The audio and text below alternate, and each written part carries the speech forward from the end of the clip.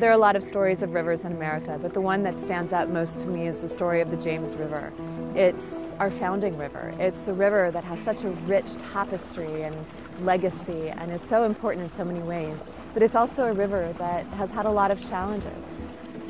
In the early formations of our nation, no other geographic features come close to the impact of this river. America grew up on its banks for centuries. It has really nurtured our country in those early years, but that really took a toll on the river as well. Well, Fred, what do you remember about the health of the river? Well, I remember a tale my mother told me.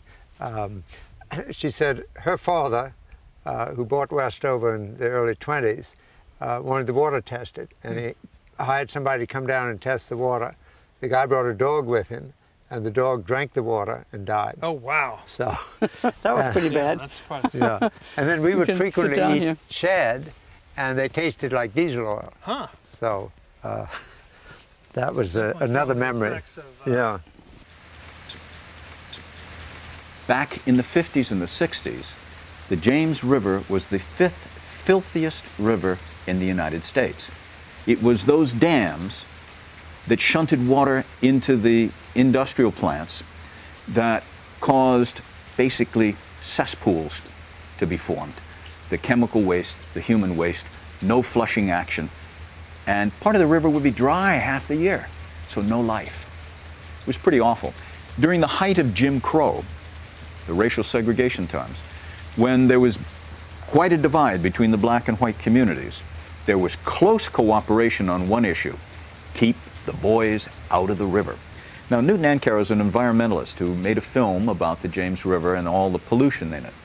And he emphasized this in the city of Richmond by dipping out water in front of his factory, putting them into, they were the old jars, glass jars, and city council had been talking about the river's not so bad. So he dips this up, puts the 3 cylinders on a gurney of the sort that you might carry a corpse, and he covers it all with a white sheet. When it comes time for public comment, everybody gets 3 minutes. The city council said, does anybody have any comment to make before we begin? And he said, yes. And he comes down with the gurney dramatically down in front of city council people. Everybody looking, nobody knows what it is. And he said, you said that the river's not so bad. You said we don't need to spend any money on a sewage treatment plant because the water quality is okay. My factory, my job, my boat ramp is right here, and this is what it looks like. And he pulls dramatically like a magician the sheet off, and there, floating in all of this grimy, greasy, gray water is a dead rat and some other unmentionables. Pandemonium breaks out. They close City Hall and fumigate council chambers. It was so polluted. He made his point. And that drove home the requirement to get a sewage treatment plant. Kepone is an insecticide that was developed and turned out to be very, very toxic and was produced on the James in Hopewell since the late 60s and until it was banned in the 70s. The settlement of that lawsuit created what's called the Virginia Environmental Endowment. The Kepone issue was not discovered until people got sick from working with it.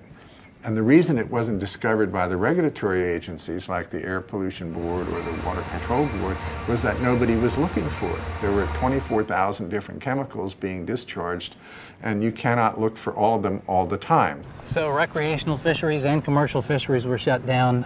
Lots of health impacts at the Life Sciences Center. We didn't know what we were up against. We didn't know how long it was going to last. And that put the commercial fishery in the James River out of business for 12 years.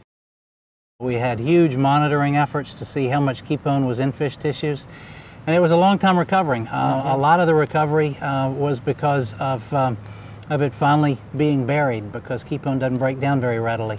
It was really a devastating time, and we had a lot to learn and a lot of work to do. In many ways, we couldn't fix it. We just had to wait for the river to resolve it itself.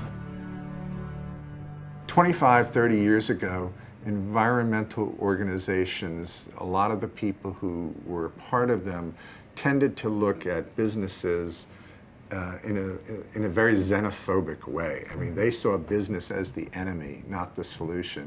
Business as usual wasn't going to bring it back, and we had to have a solid plan to move forward.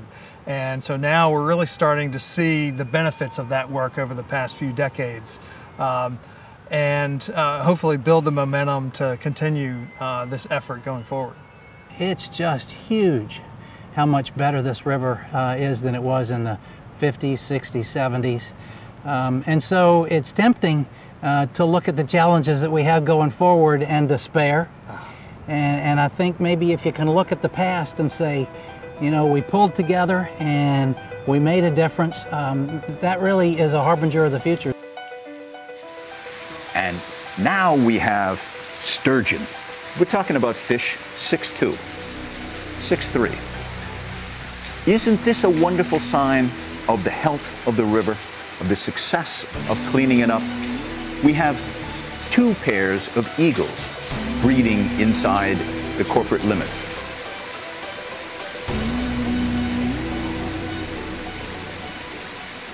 We have representatives from industry, from agriculture, from development, government, really coming together and talking about how do we move forward, how do we find those solutions.